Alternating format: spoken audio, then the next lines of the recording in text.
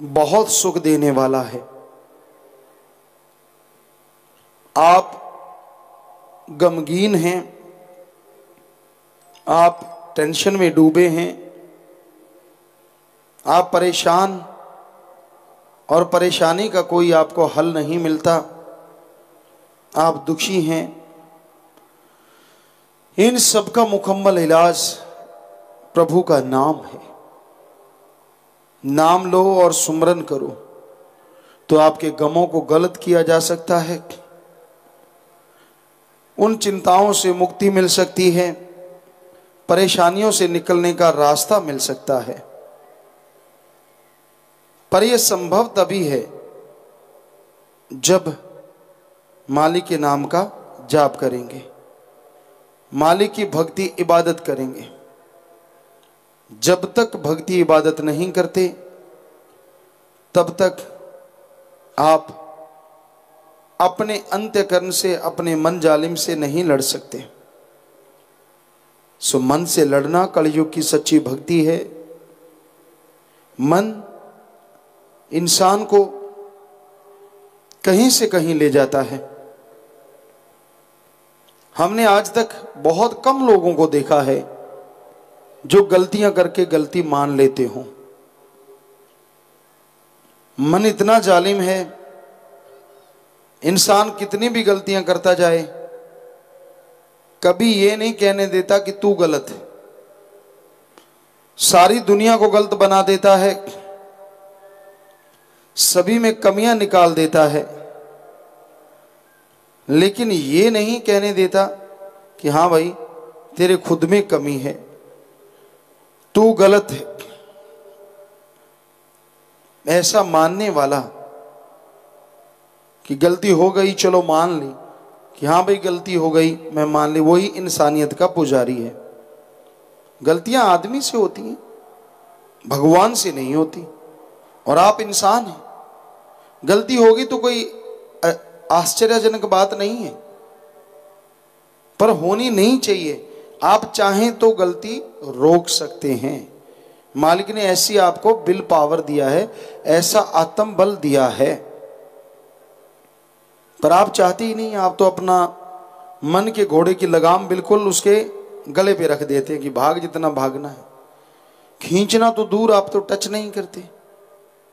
फिर वो गलत बुरी बातें आपके अंदर आती रहती हैं और उन बातों के पीछे चल के आप गुमराह होते रहते हैं, मालिक से दूर होते चले जाते हैं। तो यही गलत बात है। मन रूपी नफस शैतान घोड़े का लगाम खींचना होगा,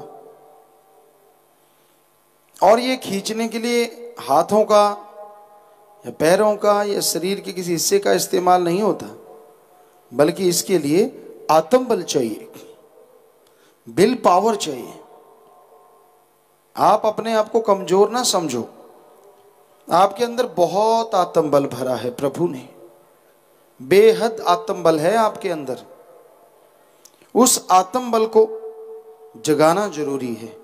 जैसे दूध में घी है, सरसों तिलों के दानों में तेल है, धरती में पानी है, उनको लेने के लिए अलग अलग मेथड हैं, तरीके हैं, साधन हैं।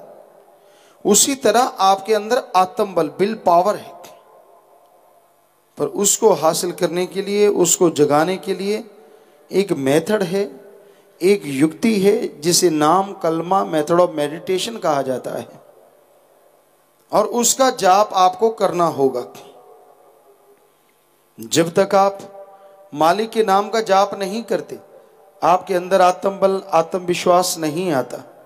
और जब तक आत्मबल नहीं आएगा, आप कभी भी मन को रोक नहीं सकते। मन की लगाम खींच के रखना बहुत बड़ी बात है।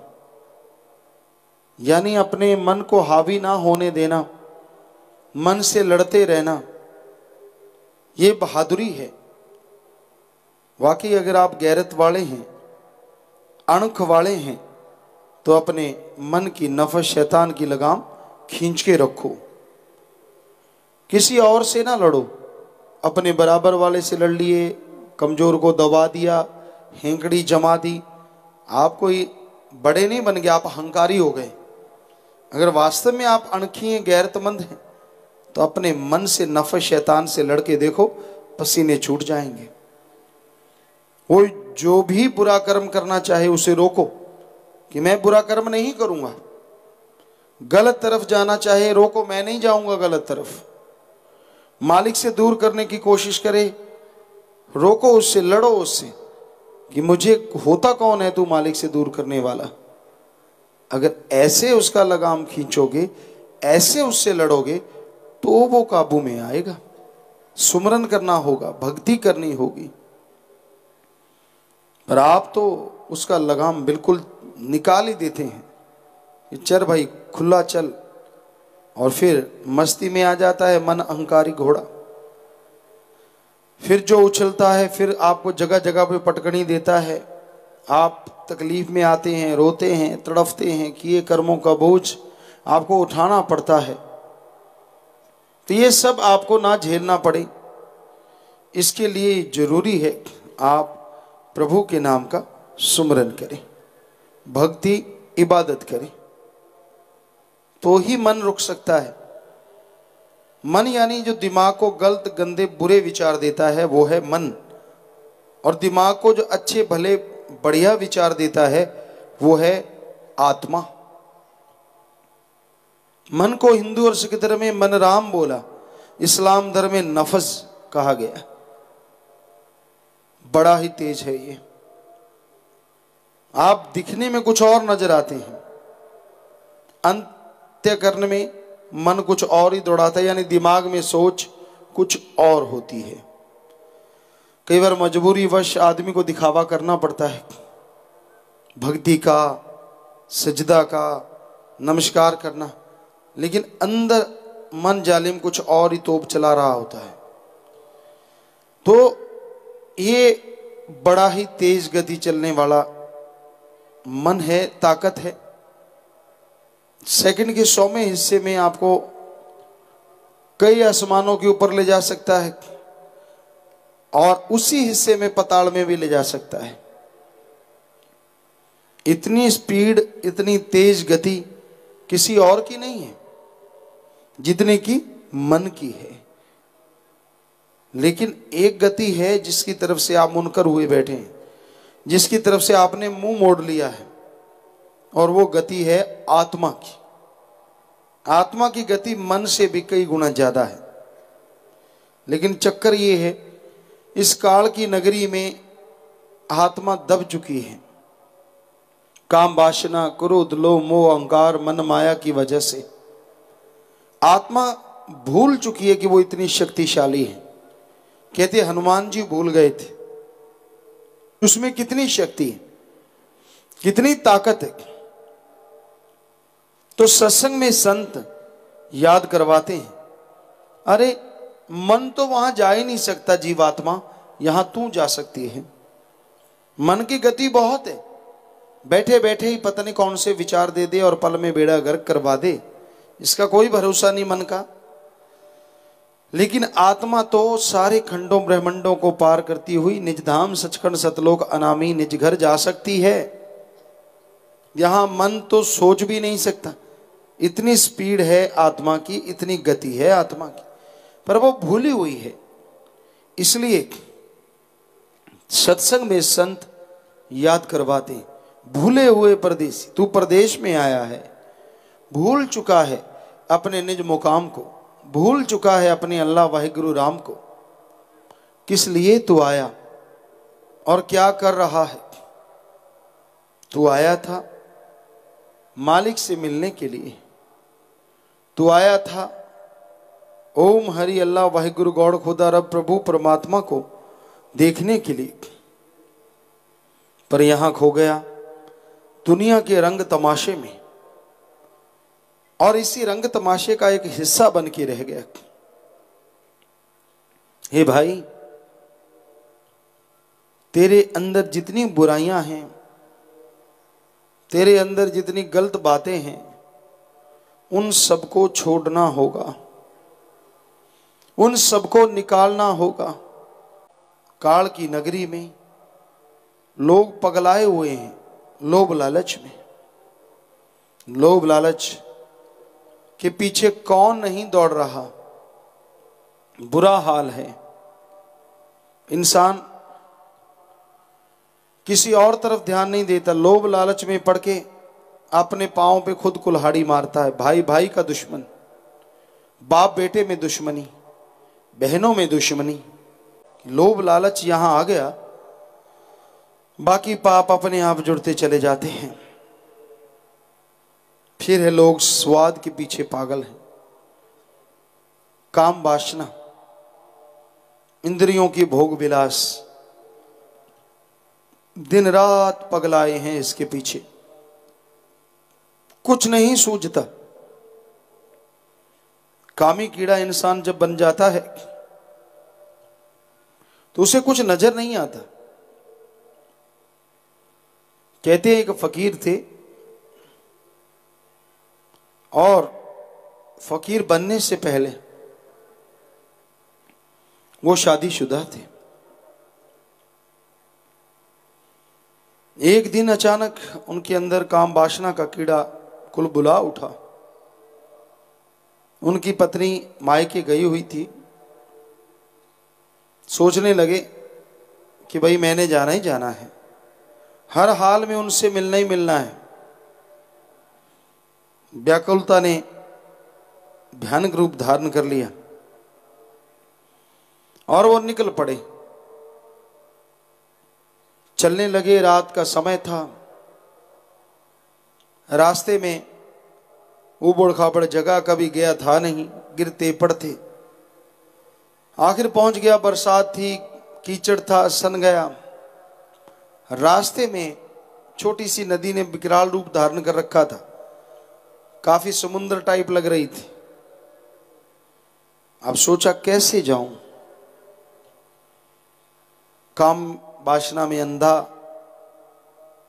कुछ नहीं सूझता। फिर निगाह मारी, हाँ भाई ये तो नाव है। नाव पे सवार हो गया। थोड़ा बहुत तैरना आता था, हाथ पांव मारता हुआ किनारे जा पहुंचा। बिल्कुल दूसरी किनारे उसके ससुराल थे, घर था। कितना अच्छा हो कहीं मैं ये ऊपर चढ़ जाऊं। निगाह मारी, ऊपर लालटेन या दिया जल रहा है। बड़ा खुश हुआ कि मेरे ही नहीं, मेरे जो घर से हैं उनको भी मेरी याद आ रही है, तलब है। फिर निगाह मारी, दीवार पे रस्सा लटकता नजर आया। ओ, ये तो मेरे लिए उसने रस्सा लटका रखा है। रस्से को पकड़ा, ऊपर चढ़ गया। दरवाजा खटखटाया, खोला। उसकी पत्नी बोली, अरे आप क्या हाल बना रखी, पागलों की तरह कीचड़ से सने हुए हो, बदहाल, आपके हाव भाव, इतना बुरा हाल, क्या हुआ? कहता, हे प्रिय, आप भी तो वैसे ही हैं, आप भी तो मेरे लिए पागल हैं। कहते, क्यों? कहते, आपने दिया जला रखा है, रस्सा लटका रखा है मेरे को ऊपर बुलाने के लिए, आपके अंदर भी तो आग जल रही है। उसने कहा, नहीं, मैं तो ये मकान टपक रहा था, दिया जल इसलिए रखा था, कहीं पानी ज़्यादा कमरे में ना आए, ज़्यादा ना अगर बढ़ने लगा तो ख्याल रखूंगी। मेरे तो याद भी नहीं था कि आप कभी आ भी सकते हैं इस तरह। कहते, फिर वो रस्सा किसने लटकाया? झूठ बोल रही हूँ। कहती, चलो देखते हैं। देखा, दिया लेके गए तो वो सांप था, जो बहुत बड़ा सांप कुंडली मारे बैठा था, और उसी को पकड़ के वो ऊपर चढ़ गया और वो मर गया सांप इस वजह से। कहता, फिर वो कश्ती, कहती कैसे आए आप? नीचे चल के देखते हैं। जाके देखा, कहता ये रही कश्ती। कश्ती देखी तो मुर्दा जिस्म था। उसकी पत्नी उसे ऊपर लाई, नहाओ धो, पानी दिया। कहने लगी, हे पगले, तू मेरे लिए इतना पगला गया, कहीं यही चीज तो अल्लाह वाहिगुरु राम के लिए हो जाए। तो अल्लाह वाहिगुरु से प्यार करो, राम से प्यार करो, वो एक बार हाथ पकड़ेगा तो दोनों जहान में छोड़ेगा नहीं।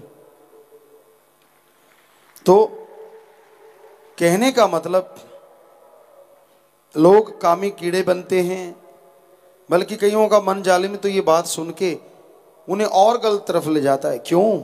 है ना ठीक, वो नेकी चीज को नहीं पकड़ेंगे, अच्छाई को नहीं पकड़ते, यहाँ ऐसे भी कुछ महाशय बैठे होते हैं, मजबूरी वश सत्संग सुनना, मजबूरी वश राम नाम में दिल लगाना, जबकि कोई मजबूरी नहीं होती। इंसान को कौन मजबूर कर सकता है? लेकिन मन जालिम चीज ही ऐसी है। इस तरह क्रोध में आके लोग अपनों का आकाज कर देते हैं, और जितना समय क्रोध में गया वो बर्बाद, बाद में उसके लिए पछताए वो बर्बाद। और फिर मोह ममता भी बड़ी भयानक एक चाल है उस काल की। मोह ममता में जो पड़ जाते हैं उनको अपनों के अलावा कोई दूसरा नजर नहीं आता, वरना पूरी दुनिया में कोई भूखा ना सोए, पूरी दुनिया में कोई गरीब ना कहलाए, पूरी दुनिया में कोई बेचैन बीमार ना हो। पर चक्कर ये है, दुनिया जाए भाड़ में, इंसान को अपनों तक ही ख्यालात सीमित रह गए हैं। अपने को बड़ा बनाना, अपने बच्चों को ये चाहिए वो चाहिए फलां चाहिए, दिन रात इसी में पगलाए हुए हैं। हकीकत है ये कि इंसान अगर चाहे सही तरीके से चले तो पूरे देश में सुख में जीवन हर कोई गुजार सकता है। तो ये घोर कलयुग में ऐसा समय चल रहा है कि इंसान मालिक से दूर हुआ बैठा है, इंसान अहंकारी बन गया। काम वासना क्रोध लोभ मोह अहंकार में, मनमाया में अहंकार बहुत तरह का है। अपनी खूबसूरती का अहंकार, अपने आप को बड़ा साबित करना, बड़ी जात धर्म में पैदा होने का, मेरे को बड़ी अकल है किसी को है ही नहीं, सूक्ष्म अहंकार मन का, और पता नहीं कितने तरह का अहंकार इंसान को लगा हुआ है। ਧੰਨ ਧੰਨ ਸਤਿਗੁਰੂ ਤੇਰਾ ਹੀ ਆਸਰਾ। ਗੁਰੂ ਜੀ ਦੀ ਪਿਆਰੀ ਸੰਗਤ ਨੂੰ ਨਿਵੇਦਨ ਕੀਤਾ ਜਾਂਦਾ ਹੈ ਕਿ ਹਰ ਰੋਜ਼ ਸਤਸੰਗ ਸੁਣਨ ਦੇ ਲਈ ਸਾਡੇ ਚੈਨਲ ਡੇਰਾ ਸੱਚਾ ਸੌਦਾ ਨੂੰ ਸਬਸਕ੍ਰਾਈਬ ਕਰ ਲੈਣਾ ਜੀ।